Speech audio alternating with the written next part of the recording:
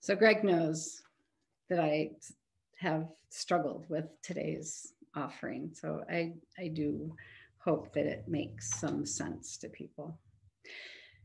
So our friend Cher was cutting my hair a couple of weeks ago. Or to be more accurate, she was really just messing with my head. Trimming some ends was in there somewhere, but she knows that I come to see her for one of my great pleasures. Having my head touched in a loving and therapeutic way. Warm water, massage, combs against my scalp just put me in another zone. Usually we are silent, not because we don't like to talk, but because she knows that I like to drift off while she works. She puts the big black cape on me for two reasons: to catch my drool and to catch the ends of any of my hairs that actually find themselves caught in her scissors. It always shocks me to see the little white ends of hair against the black cape, as though she must be cutting someone else's hair, not mine. And it always amuses her that it shocks me. That particular day, we were not alone in the shop, so we were not as silent as we normally are. I don't think I even fell asleep once. Cher mentioned that she had seen my name coming up as a speaker in May, and I said yes, and I wish something would drop in as a topic. And then she said something to the effect of, "What you need always comes." Those were not her exact words, but the reassuring message was clear. And as I was leaving, I said that maybe the whole idea would be the topic for today's offering, and it turns out that it pretty much is. My experience and observations say it serves us best in this life to consider that the things that come will be of service. And to believe as well that even when it's something that feels bad, something we are sure we did not ask for nor manifest, that in it, cleverly disguised, is a gift. Something that perhaps is protecting us from something else, something worse. And when it is something wonderful, something equally unexpected, and something that makes us feel like lottery winners, not to question what we might have done to deserve it, or to be constantly looking over our shoulder for the mean man who's going to take it all away. Those too will be of service to us. And then in passing those good fortunes forward, we can help others. I spoke once in this room a long time ago about the benefit when we are able to having the presence of mind to just say yes and thank you for what lands on our path or directly on our heads. In the perfectly wise words of Frank Ostaseski, welcome everything, push nothing away. Embracing that mind can be much more difficult than it may sound. In the past year, some of the challenges brought about by this global pandemic have been shared collectively by communities and countries around the world. Duh, it's a pandemic. And each one of us individually has had to almost daily recalibrate how we move through life. I remember saying, as the reality and scope of this pandemic became very obvious, that I felt deeply it would be something that would touch all of us on a personal level. And by that I meant I thought we would personally know someone who would die from it. There was even a moment in the beginning when I was still watching the news, when bodies were piling up faster than they could be removed from the hospitals because people were dying at alarming rates, when I thought we might all die from COVID. Instead, we learned what we needed to do to stay safe, and we took seriously the recommendations of the experts, and here we are, still standing. Wounded, but standing. But my instinct was still correct. There isn't one among us who has not been personally touched by this pandemic. I am grateful it has not come to our home as a death due to the virus. Yet it has still come as something disorienting and disrupting, something interesting and something infuriating. So here we are, the long haulers, and I'm wondering what we have learned about ourselves in this strange new way of living. Have any of us seen a side of ourselves that isn't necessarily all that attractive? Or did we take the opportunities this pandemic dropped in our laps to share what we had when the shelves at the stores were empty? I use the word unattractive because we like to see ourselves as generous, compassionate humans.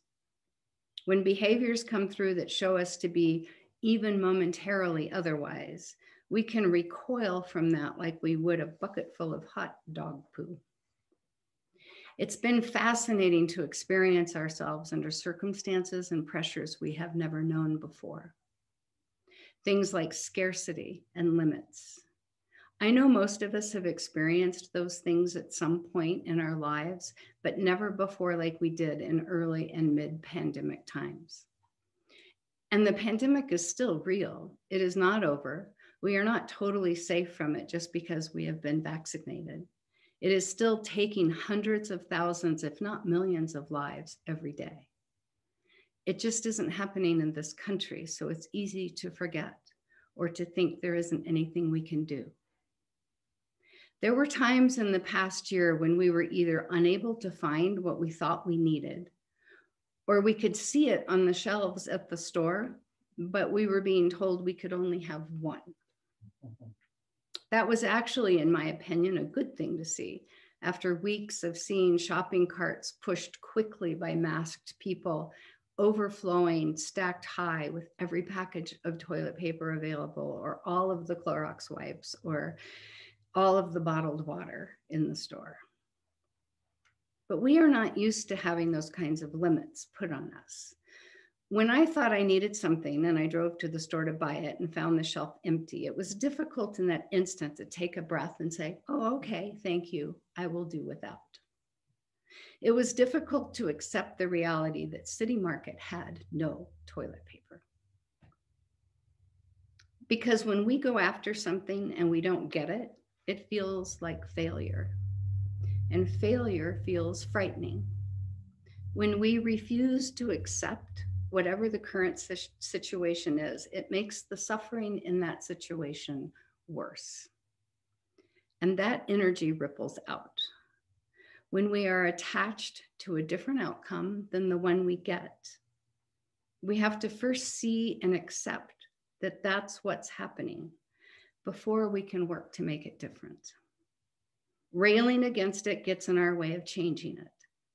We can experience deep disappointment and extreme anger, sometimes to the point of becoming enraged when we can't get what we want or what we think we need.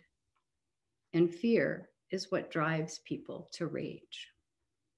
So when stuff comes that isn't the stuff we want or the stuff we thought we were asking for or the stuff we thought that we had been promised, how do we move through that to find a more peaceful outcome? First, we have to accept what is. That doesn't mean we have to approve of it, and it doesn't mean we have to agree with it, and it certainly doesn't mean we have to like it. But once we accept it for the truth of what is, if it isn't what feels right in our lives, then we can work to change it. We can then decide what to do to step around it or to move through it. But if we try to sidestep it without first accepting it, it will follow us and it will disrupt us until we do. The vision I have is like that old game, whack-a-mole. If you walk out of your house thinking you have just enough minutes to not be late for a meeting with your boss and your car has a flat tire, that is what you have. You are going to be late and your car has a flat tire. What do you do? Do you look at the flat tire and say, okay, shoot, now what? If you do, then you get what I'm talking about. But most of us will have a little hissy fit before we can get to that point. And I know I make it sound simple, and it isn't, especially not now. not as American adults who have spent their lives being told and taught through example what life is supposed to look like. Some of us get very uptight and confused when life doesn't follow the trajectory we think it is supposed to. We have all watched now 2 years of our children not being able to have high school or college experiences that we had, or that we wanted them to have, or that we didn't have and had planned and looked forward to them being able to have. And it is especially hard when we watch it happen to our children to believe that when things go wrong, maybe they haven't really gone wrong.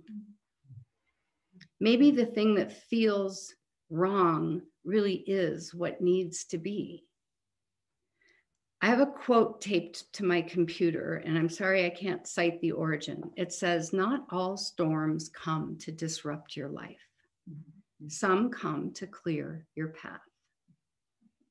Our response to those things that happen is not invisible or unseen. They do not go unnoticed. Our children are watching us. Our friends are watching us. Our communities are watching us.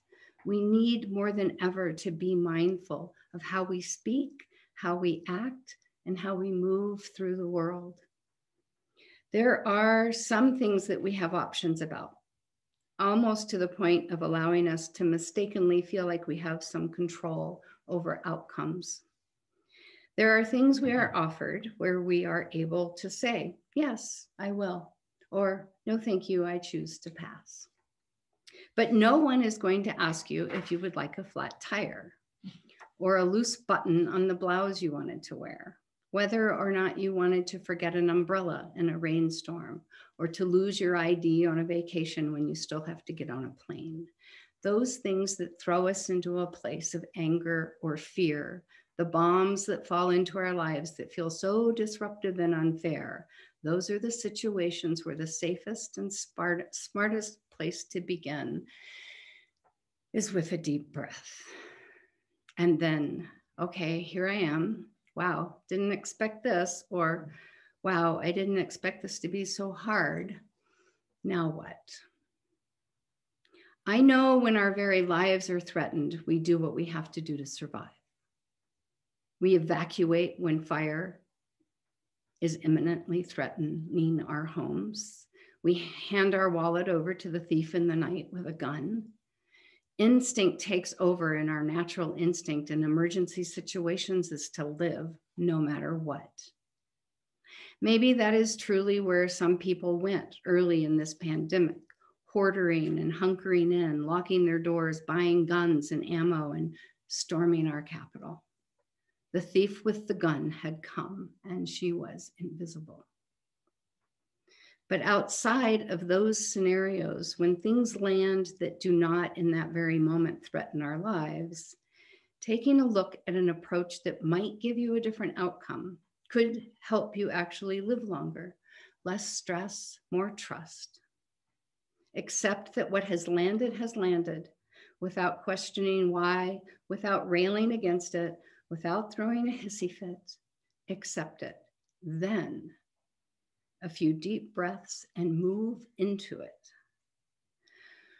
Earlier, I mentioned that sometimes things that seem kind of gnarly and difficult could actually be things that protect us from even gnarlier and more difficult experiences. Believing that the flat tire on the car, in addition to making you late for the meeting, also kept you off the highway for the 30-car pileup that you would have been in the middle of. Or that for some reason it was high time for you to learn to change one in the safety and comfort of your garage,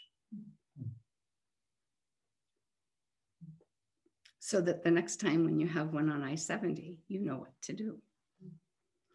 As for the pandemic, our planet is doing what she needs to do to survive. She is tired of the two-leggeds messing with her. She is taking very drastic measures to get our attention. If we watch nature, we see perfect harmony. But we don't do that very well anymore. I think Native Americans lived about as closely aligned with nature as possible. They took only what they needed no attempts to control or manage the earth. They offered rituals of gratitude to her for what they found that allowed them to live. And they moved about to make that happen, both to get what they needed, but also in an effort to not deplete her of what she had to offer. Frankly, I think there are just too many of us. Our sweet little planet is having difficulty accommodating our demands on her, and we are in a world of hurt as a result. Or maybe there are just too many of us living lives asleep at the wheel. Recently, there was a news article that the population of the US had declined slightly, and Washington was up in arms about what we were going to do to fix that. To me, that's just stunning. I think we should celebrate it, endorse it, encourage it. A declining population right now is not something to fix, but that's a whole nother talk. So when Cher said to me, "What you need will always come," I couldn't help but run with the idea, because it's been one I have walked with for so many years without ever mastering, but with always respecting the notion and somehow deeply believing it to be true. Maybe because I believe in a universe that loves, in a oneness that is love, in a karmic life that guides with love. Thank you for allowing me to explore it more deeply by bringing this offering to you today. I have taken too much of your time and attention. Both are such precious commodities in our lives. I value mine, and I am grateful for yours. May you go forth into the rest of this day with a curiosity and an interest in paying closer attention to what comes and how you move into it with grace, and hopefully as well with a sense of humor and hope. Amen. Namaste. And may it be so. Thank you. Thank you.